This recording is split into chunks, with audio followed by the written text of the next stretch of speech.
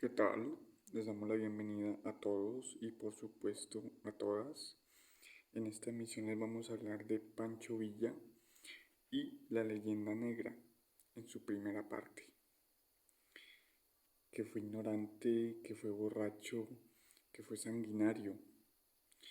El villismo y Villa en particular generan una combinación de admiración, repulsión, fascinación, miedo, amor, odio. Para el civilizado lector del siglo XXI, la venganza social, el furor, el desprecio por la vida, propia y ajena, la terrible afinidad con la violencia, desconciertan y espantan. Esto lo dice Paco Ignacio Taibo. México declaró a 2023 como el año de Francisco Villa, en conmemoración de su muerte por cuenta de 150 balazos el 20 de julio de 1923. Para intentar una semblanza debemos armarnos de una pinza y escoger lo más válido de un personaje tan complejo como José Doroteo Arango Arámbula, conocido como Pancho Villa. Desde cuando se convirtió en una figura destacada de la Revolución Mexicana, los enemigos de Villa forjaron a su alrededor una leyenda negra que lo presenta como un ser vengativo y sediento de sangre, un ignorante que no sabía por qué luchaba. El cine de Hollywood siempre lo mostró como alcohólico, nunca lo fue, un bandolero, sí, pero se transformó, o un vulgar asesino. Nada se dijo de sus famosas cargas de caballería, analizadas en academias militares de todo el mundo. Rumores y verdades.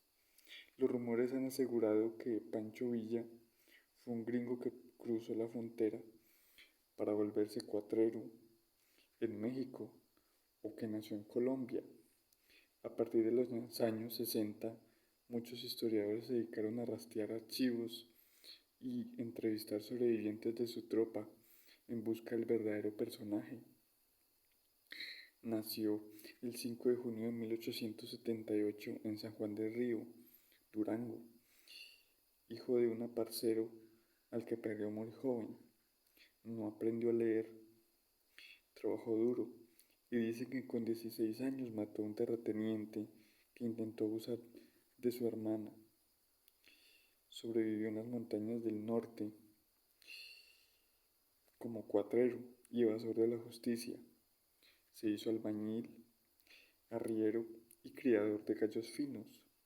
Ganó fama por su carisma personal, por ser jinete infatigable y espléndido tirador de revólver y carabina. Adquirió experiencia en el mando de pequeños grupos y para 1900 había establecido en Chihuahua una red de amigos que odiaban la opresión y el latifundio, como él. Decidió llamarse Pancho Villa y pasar a la historia como líder popular en la Revolución Mexicana. El conflicto armado comenzó en 1910 a causa del descontento hacia la dictadura de Porfirio Díaz, que había gobernado con despotismo por más de 30 años. Pancho Villa se inclinó por las ideas liberales del candidato presidencial Francisco Madero, opuesto a la reelección. Aglutinada por Madero, la rebelión estalló en noviembre con alzamientos espontáneos de guerrillas campesinas, como las de Pancho Villa en el norte y de Emiliano Zapata, que representaba los movimientos populares del sur. Con 32 años, Villa entró en un rápido proceso de madurez política. La primera etapa de la revolución triunfó en 1911. Porfirio Díaz huyó a Europa. Su ejército fue disuelto y Madero ganó las elecciones, pero no logra satisfacer el caudillo Emiliano Zapata, a quien había prometido una ambiciosa reforma agraria. Cometió el error de entregar al siniestro general porfirista Victoriano Huerta el mando de las tropas, incluida la División del Norte de Pancho Villa. Huerta había firmado con el embajador de Estados Unidos el compromiso de instalarse en el poder con apoyo de los grandes hacendados y la Iglesia. Culminó su tarea asesinando a Madero en 1913. Durante la lucha de las revoluciones, los revolucionarios contra Victoriano Huerta, se disparó la fama de Pancho Villa. Sus tropas y las de Zapata combatieron al nuevo dictador hasta 1912, cuando se desataron choques armados entre diversos bandos rebeldes. Huerta capturó a Villa y ordenó fusilarlo, pero sus amigos lo impidieron y fue trasladado a una prisión de la capital, donde aprendió a leer y a escribir. Se fugó en 1912. En 1913 se firmó el Plan de Guadalupe, un documento impulsado por Venustiano Carranza que organizaba un ejército constitucionalista contra las fuerzas federales y convocaba elecciones cuando hubiera paz. Carranza pretendió ganarse la colaboración de Zapata y Villa, pero este comenzó a desacatar las órdenes de fusilar primero a los prisioneros, mostrándose más respetuoso de la vida que la mayoría de los jefes militares. En esta etapa desplegó su genio militar organizando y disciplinando una formidable ejército popular. Era tan disciplinado la División del Norte que llegó a contar con más de 40.000 integrantes. Con ellos derrotó a las tropas de Huerta en Zacatecas en 1914.